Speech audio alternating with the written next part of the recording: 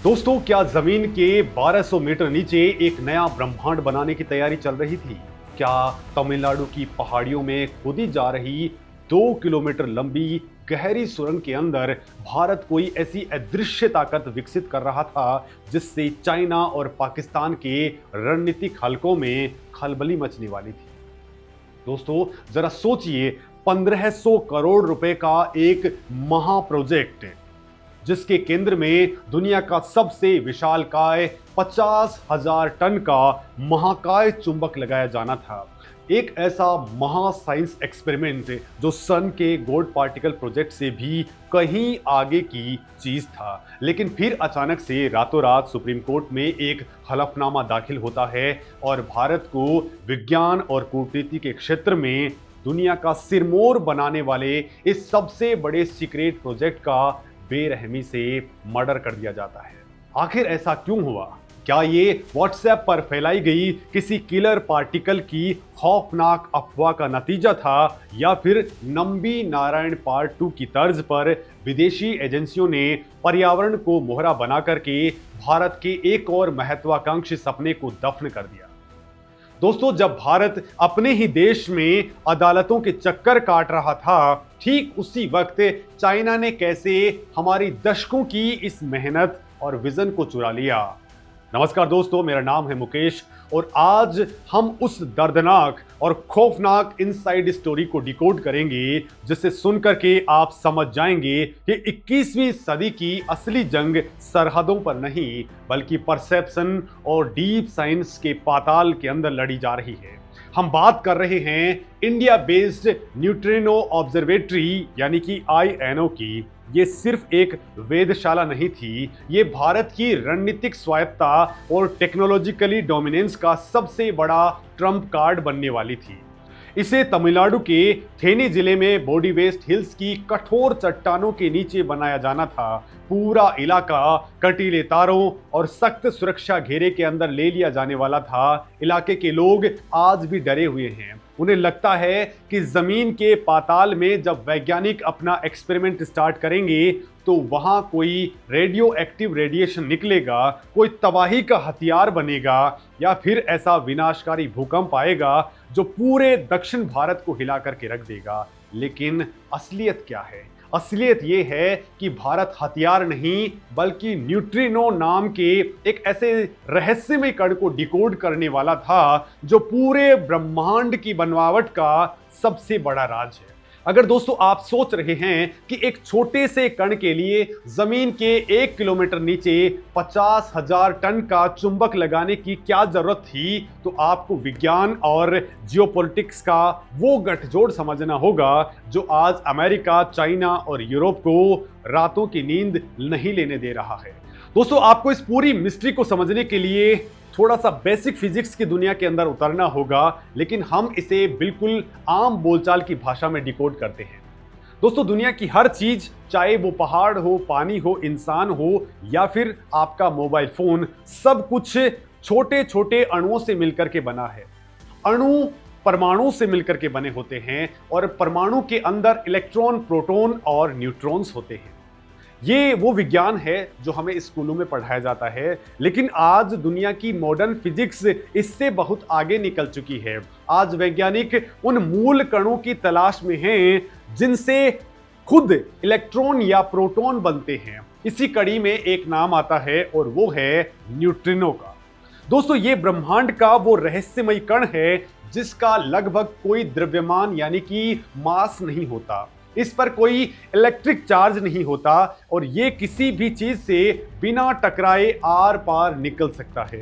दोस्तों, आपको जानकर के हैरानी होगी कि जिस वक्त आप ये वीडियो देख रहे हैं उसी वक्त सूरज और अनंत ब्रह्मांड से आ रहे अरबों खरबों न्यूट्रिनो आपके शरीर, आपके घर और पूरी पृथ्वी के आर पार निकल रहे हैं और आपको इसका एहसास तक नहीं है।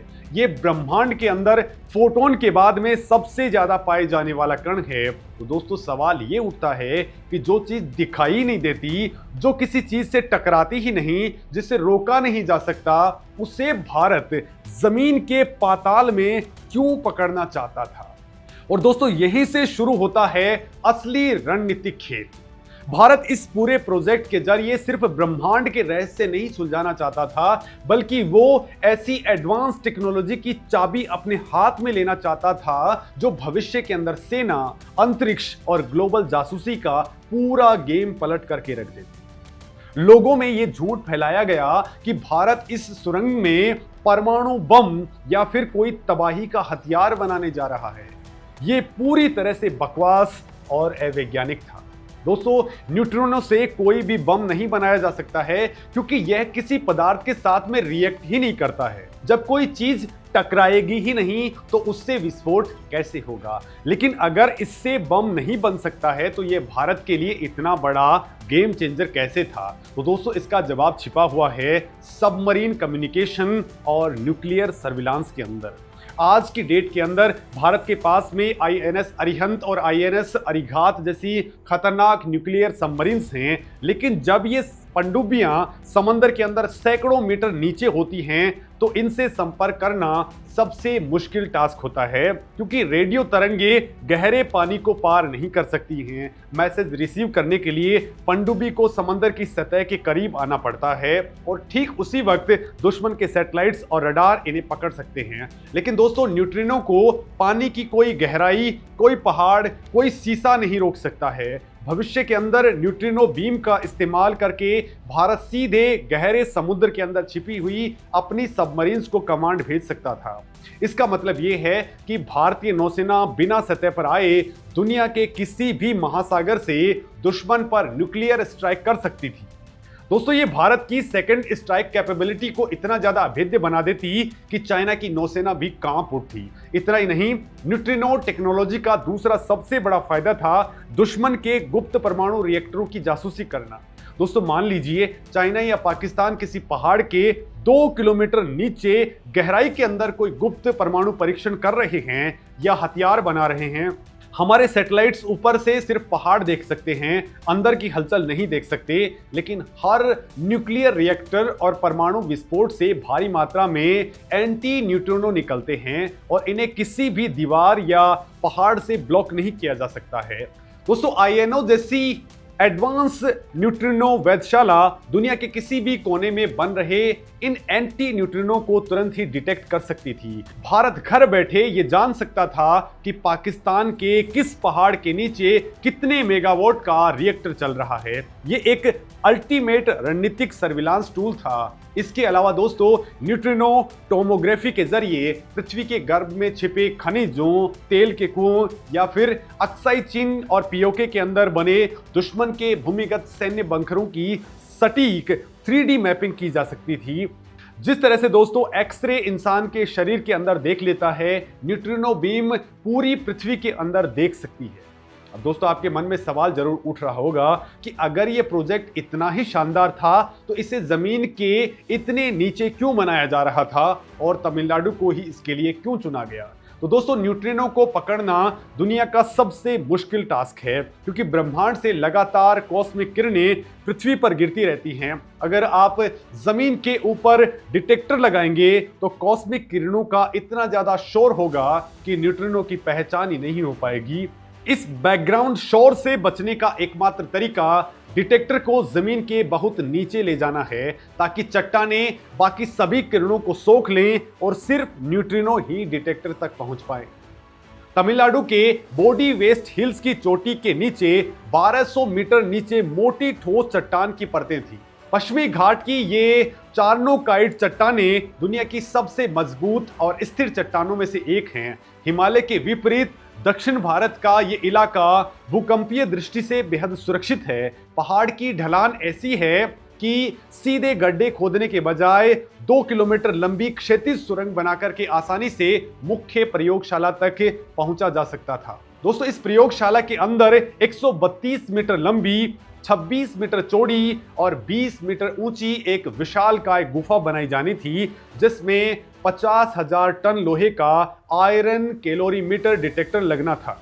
दोस्तों ये वजन फ्रांस के एफिल टावर से 5 गुना ज्यादा था। इस प्रोजेक्ट में Tata institute of fundamental research और भाभा परमाणु अनुसंधान केंद्र समेत देश के 21 से ज्यादा टॉप अनुसंधान संस्थान शामिल थे। ये पूरी तकनीक स्वदेशी थी, लेकिन फिर एंट्री होती है इको टेररिज्म, झूठे नैरेटिव और गंदी राजनीति की। जैसे जैसे प्रोजेक्ट आगे बढ़ा, अचानक से इसके खिलाफ एक सुनियोजित परसेप्शन वॉरफेयर स्टार्ट हो गया।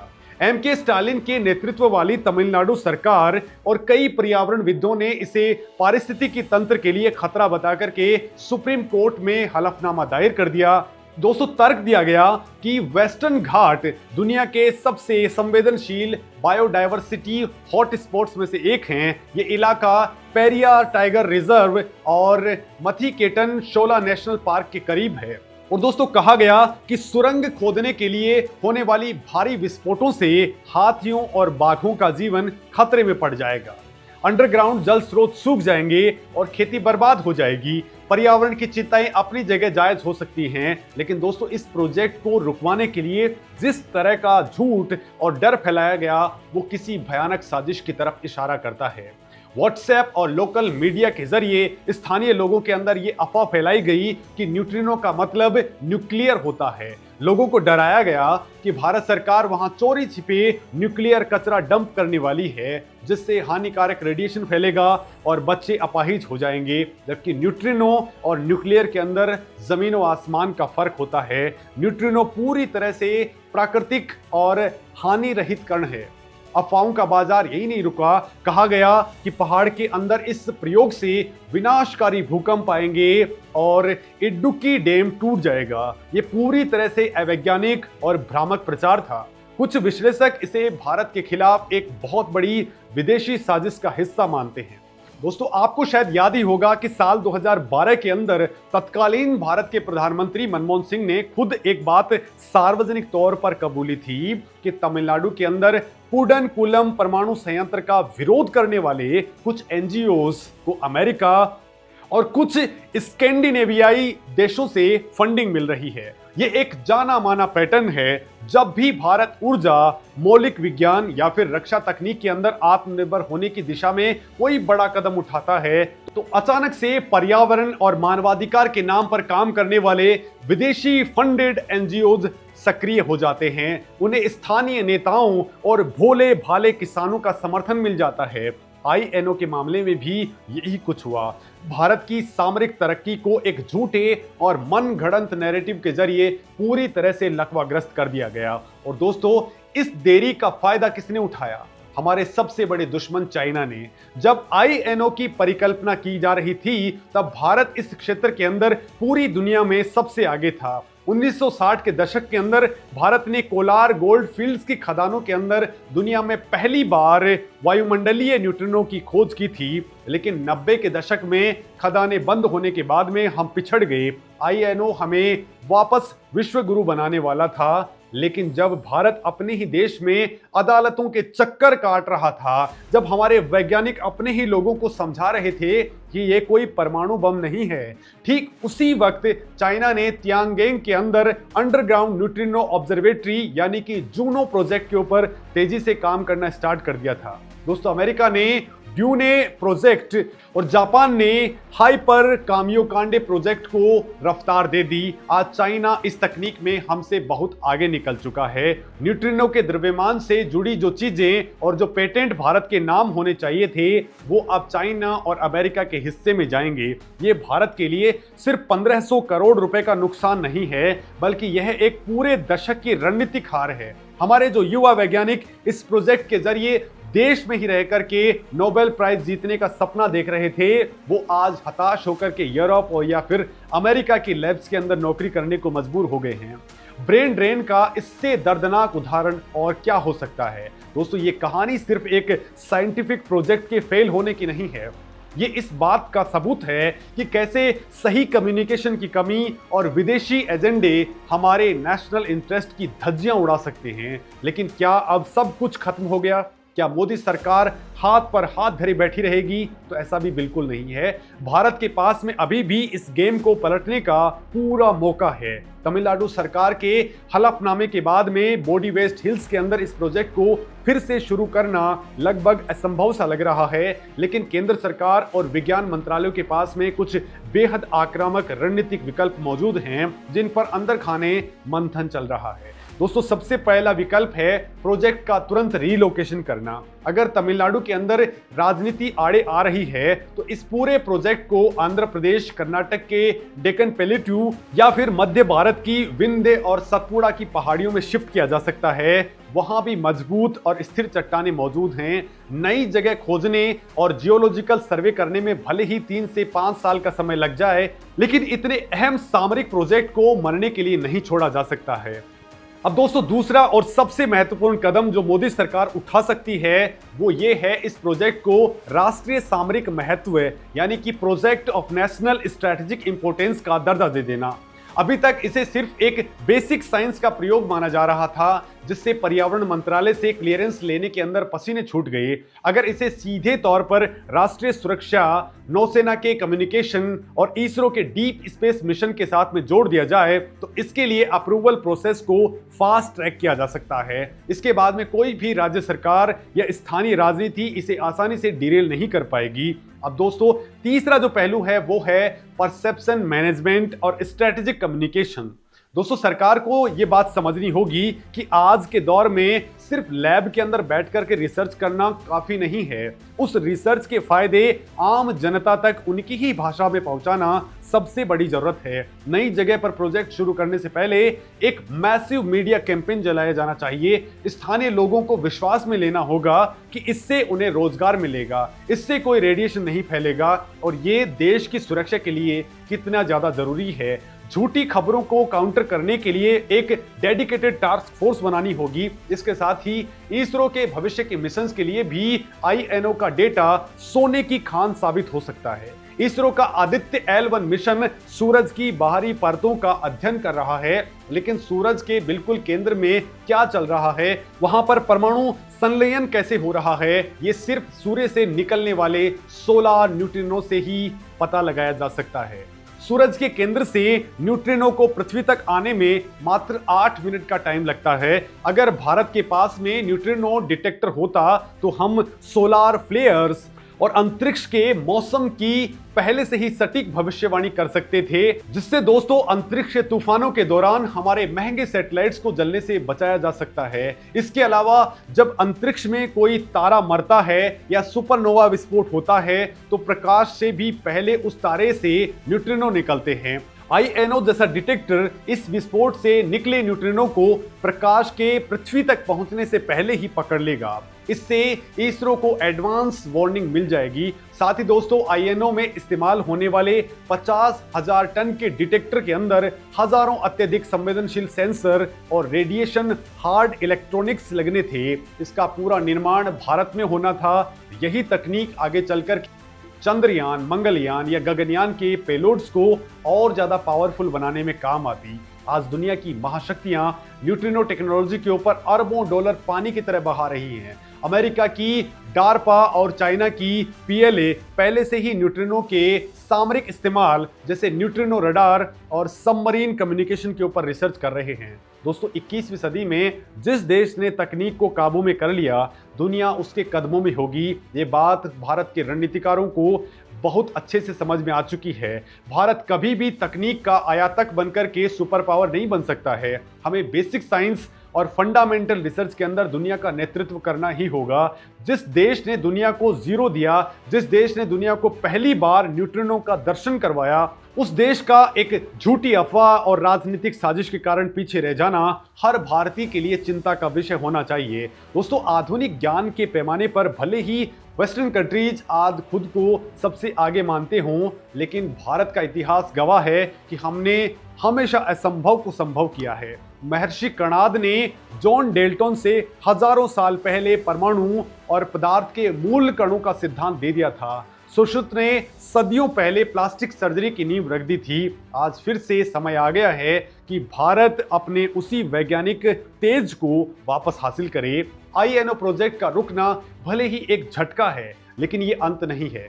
भारत सरकार की स्ट्रेटेजिक थिंकिंग और डिप्लोमेसी अब इस बात पर फोकस कर रही है कि कैसे देश के भीतर मौजूद इन विघटनकारी ताकतों को न्यूट्रलाइज किया जाए और नेशनल इंटरेस्ट के प्रोजेक्ट्स को बिना किसी बाधा के पूरा किया जाए। दोस्तों, आने वाले दिनों में ये देखना बेहद दिलचस्प होगा कि क्या भारत न्यूट्रिनो की इस ग्लोबल रेस के अंदर बाउंस बैक कर पाता है या नहीं। क्या हम चाइना और अमेरिका के एकाधिकार को तोड़ करके पाताल में अपना नया वैज्ञानिक ब्रह्मांड रच पाएंगे? क्या इंसान सच में न्यूट्रिनो को कंट्रोल करके पदार्थों के निर्माण का वो फॉर्मूला खोज लेगा जो उसे भगवान की सत्ता को चुनौती देने के करीब लेके चला जाएगा? इस पूरे जियोपॉलिटिकल और वैज्ञानिक विषाद के ऊपर आपकी क्या राय है? क्या आपको भी लगता है कि पर्यावरण के नाम पर भारत के सामरिक विकास को रोकने के पीछे कोई गहरी अंतर्राष्ट्रीय साजिश है? दोस्तों, अपने विचार कमेंट के जरिए जरूर दीजिए। नमस्कार।